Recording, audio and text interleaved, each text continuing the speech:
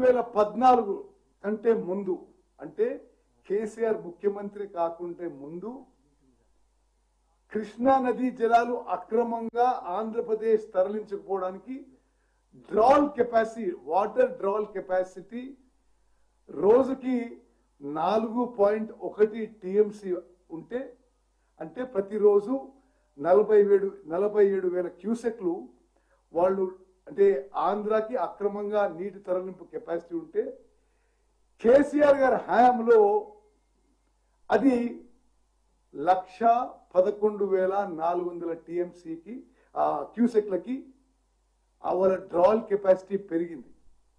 అంటే ప్రతిరోజు కృష్ణా నదీ జలాలు మీ అసమర్థత వల్ల మీరు జగన్మోహన్ రెడ్డి గారితో కుమ్మక్కై తెలంగాణ ఇంట్రెస్ట్ కి ద్రోహం చేసిన వల్ల అది 9.6 టీఎంసీ పర్ డే పెరిగిన విషయం మనం చేస్తున్నాం. మేము అధికారంలో వచ్చిన తర్వాత ఇది చాలా ఒక సంతృప్తితో ఒక మరి సాటిస్ఫాక్షన్ తెలియజేస్తున్నాం. మేము వచ్చిన తర్వాత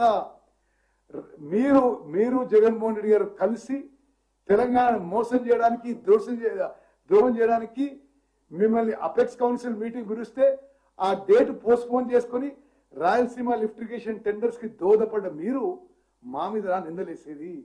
మేము అధికారంలో వచ్చిన తర్వాత రాయలసీమ లిఫ్ట్ ఇరిగేషన్ స్కీమ్ పనులు ఆపించిన గంటాపదంగా మనం చేస్తున్నా 3 TMC per day Rayalaseema lift irrigation scheme పనులని ఆపించిన ఘనత ముఖ్యమంత్రి రేవంత్ రెడ్డి గారి ప్రభుత్వం చెప్పి నేను ఈరోజు మీడియా మిత్రులకు మనం చేస్తున్నా. ఇది చాలా పెద్ద విషయం చెప్పి కూడా నేను మనం చేస్తున్నా.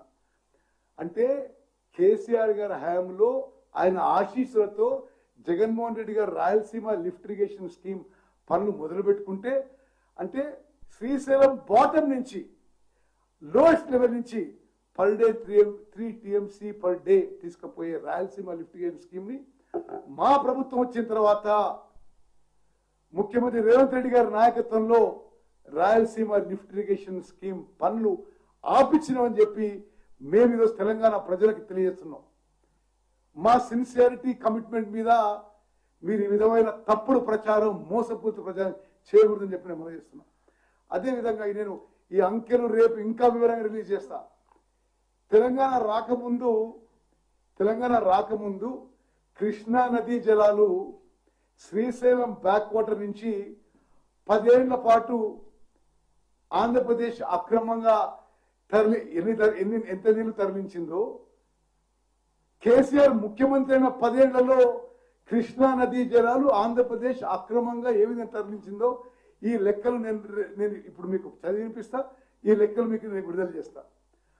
10 ఏళ్లలో అక్రమంగా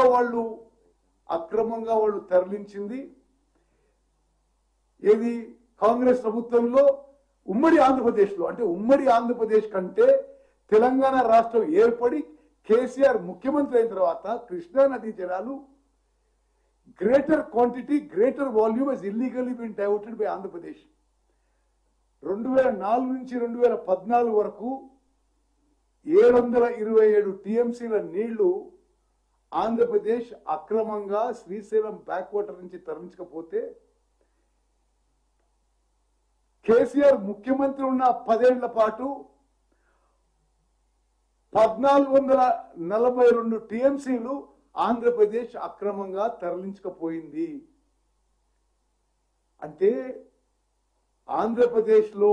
ఉమ్మడి ఆంధ్రప్రదేశ్లో కంబైన్డ్ స్టేట్ గా ఉన్నప్పుడు ఆంధ్రప్రదేశ్ కృష్ణా నదీ జలాలు తీసుకుపోయింది అక్రమంగా 727 టీఎంసీలు అయితే కేసీఆర్ గారు ముఖ్యమంత్రి పెద్ద పెద్ద మాటలు మాట్లాడుతున్నారు కదా. కృష్ణా నదీ జలాల్లో మోసం దగ్గా చేసింది మీరు. ఇది అంకెలు, ఇవి ఇరిగేషన్ డిపార్ట్మెంట్ అఫీషియల్ రికార్డ్స్ రేపు నేను విడుదల చేస్తా. మీ 10 ఏళ్లలో మరి 1,442 టీఎంసీల నీళ్లు 10 ఏళ్లలో డైవర్ట్ చేయడం జరిగింది. అదేవిధంగా ఏదో ప్రొక్యూర్మెంట్ గురించి మాట్లాడతాడు కేసీఆర్ గారు. సరిగ్గా బ్రీఫింగ్ చేసుకోండి. భారతదేశ చరిత్రలో 29 రాష్ట్రాల్లో మేము అధికారంలో వచ్చిన తర్వాత వరి పంట పండడం కానీ వరి పంట ప్రొక్యూర్మెంట్ కానీ highest ever in this country is by Telangana state.